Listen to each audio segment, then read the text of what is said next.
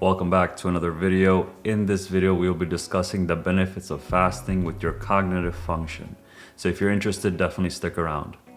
All right, so as every video that you've been watching, understanding the difference between fasting and so many other things that relate to your body, it's super critical to understand what each of them mean. Once you understand what each of them mean, then you can apply it to yourself. And then if you do want to get the benefits, why not? Everyone wants to be smarter. The way I like to describe it to most people is that most humans, they want to achieve, looking great, right? Looking like amazing. And the way we would want to do that is actually through the ability to enhance your brain's ability to think.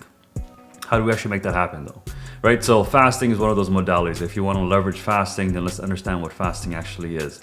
Fasting is the withdrawal, the not eating anything within your body. And how do you actually do that, right? When you think about it fundamentally, most people, when they think of fasting, they think of starvation. They think, oh, you're gonna go into starvation mode. No. What happens after actually technically almost 2 weeks, 3 weeks, almost a month, then that's when you enter starvation mode. Because many of us, if you look in the mirror, you probably have a little bit extra all around you.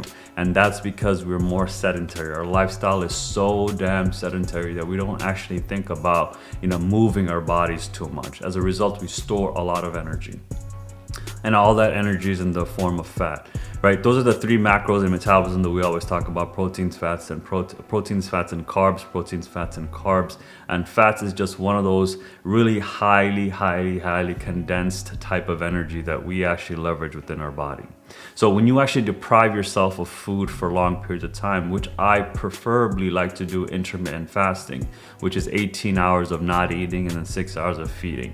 And it's also combining time restricted eating as well. But the point is, when you are fasting though, what are you doing? You're allowing your GI system to sort of slow down a little bit. You want it to relax, rest and digest. You want it to go ahead and slough off all the damaged tissues and then make it new, regenerate new.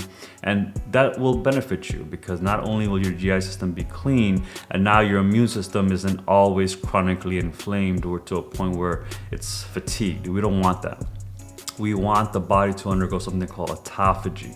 Autophagy is the ability for your body to actually renew itself, rejuvenate itself, right? So when a system is sort of triggered, the system then needs to figure out how to actually make the overall conditions normal again or better. And that's like hormesis, if you guys are familiar with this, or anti-fragile, as Nassim Taleb likes to put it. So there's many ways the body can regenerate itself. And so fasting is one of those amazing tools.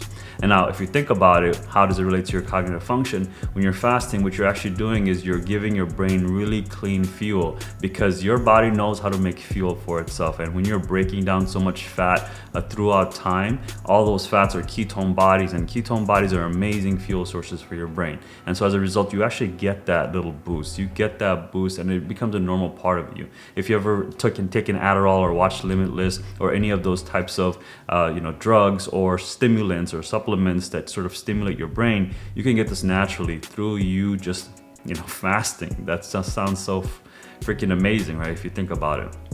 Okay, cool. So that's the relationship between fasting and cognitive benefit. Hopefully you took something away that makes sense for you about the idea of you not eating and you leveraging that tool to actually make your body generate fuel for your brain that actually it loves. It's like high octane fuel, right? So when you think of high octane, what do you think of? Like high performance, right? So, and that's what your body has the ability to do.